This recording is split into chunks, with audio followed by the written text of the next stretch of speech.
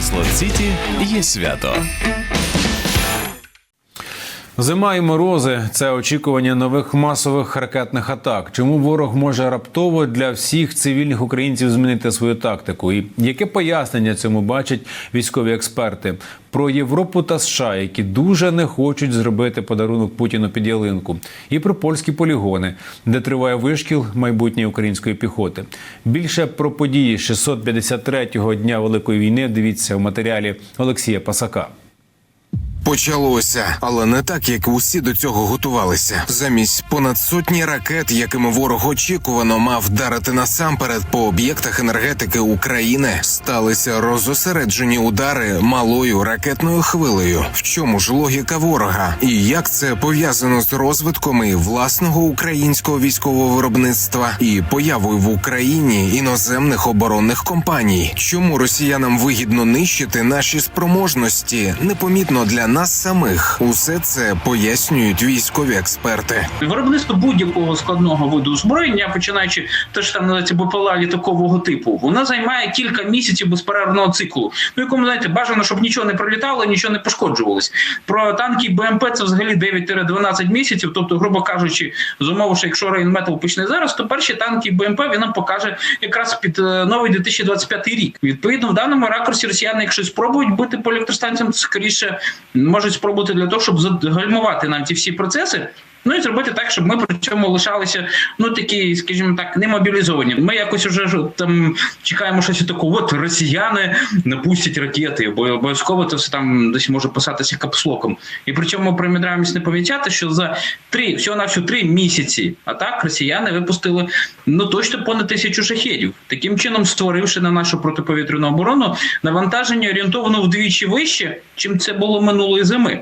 І могло бути так, що росіяни зробили поправочку і вирішили зробити так, щоб з однієї сторони не працювати формату обстрілів, що це посаджував наш оборонний сектор, а з іншої сторони, щоб ми цього не помічали і, даруйте за неакадемічний вислів, тонули в своїх срачах. Політичні чвари заважають війні проти Росії і по той бік океану. Конгрес США опинився у складній ситуації, коли через неузгоджену позицію щодо безпеки власних американських кордонів політики поки можуть не ухвалити допомогу для України. На ризиках вкотре наголошують і у Білому домі, і найбільші союзники у Європі. Під час першого візиту до США на посаді міністра закордонних справ Великої Британії Девід Камерон наголосив, не хоче давати ані Москві, ані Китаю різдвяний подарунок у вигляді розбрату. В США нагадали, спрямували на підтримку України понад $70 мільярдів. Європейські союзники сукупно вже надали понад 110 мільярдів. Але для історичних рішень потрібні нові історичні кроки.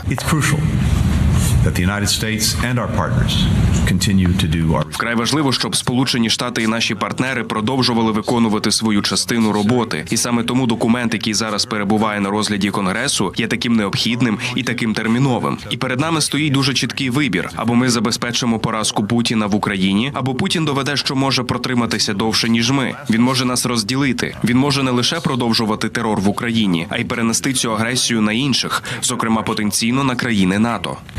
To countries in NATO. Was to make the point about how important it is that we go on funding Ukraine and Допомогти Україні чинити спротив незаконному вторгненню Путіна – це виклик нашого покоління. Так само, як покоління мого діда мусило боротися з нацистською агресією в Європі. Якщо скласти економіки союзників України, Сполучених Штатів, Великої Британії, країн Європейського Союзу, то ми переважаємо Росію у співвідношенні 30:1. Тепер ми повинні зробити так, щоб ця економічна сила була відчутна в економічній, дипломатичній і моральній підтримці, але насамперед у військовій підтримці, яку ми надаємо Україні. Я наголосив у Капітолії, що це не лише питання європейської безпеки, це також питання безпеки Сполучених Штатів. Якщо ми не зупинимо Путіна в Україні, він повернеться за чимось більшим. Країни НАТО і наші найближчі сусіди продовжують свою підтримку. Зокрема, надають безпечну територію для тренування майбутніх захисників України. У Польщі тривають вишколи українських бійців поблизу невеликого селища, лише за кілька десятків кілометрів від кордону з Німеччиною. Військові відпрацьовують позиційні бої. Більшість учасників вишколу не мають бойового досвіду і поки що на полігоні готуються до майбутнього протистояння з окупантами в умовах суворої зими. So every time when we trained Ukrainian colleagues, Щоразу, коли ми навчаємо українських колег, вони йдуть на поле бою. І під час наступних навчань розповідають нам про речі, які хотіли б удосконалити. Іноді вони просять чогось більшого, іноді меншого. Це поліпшення і адаптація розпочалися не зараз. Вони відбуваються з першого дня навчань. Те, що ви бачите зараз, це наслідки оцінки і розвитку ситуації після майже 1 року. І ми будемо продовжувати пристосовуватися до ситуації на полі бою, тому що вона змінюється щодня. Зима – це взагалі найскладніший час для бойових дій, тому що під час зими важко пересуватися. Техніка ворога, в принципі, бачить наші війська, нашу техніку через тепловізори. Більшість боїв – це бої в траншеї, тому відпрацювання даних дій допоможе нашим військовослужбовцям підвищити свій рівень і здобувати перемоги на полі бою. Олексій Пасак, 5 канал. Щоб не пропускати все найцікавіше на 5-му, вам достатньо підписатися на наш YouTube-канал, поставити вподобайку та почати писати коментарі. Так ви зможете бути активним глядачем наших етерів, а нас бачитиме дедалі більша кількість користувачів YouTube. Екстрена ситуація у столиці. Вода почала затоплювати тунелі синьої гілки метро. Одразу 6 станцій від Деміївської до Теремків поспіхом закрили. Що сталося, скільки часу ремонтуватимуть і найголовніше, як тепер їздити громадським транспортом киянам. Деталі знає Віталій Залевський.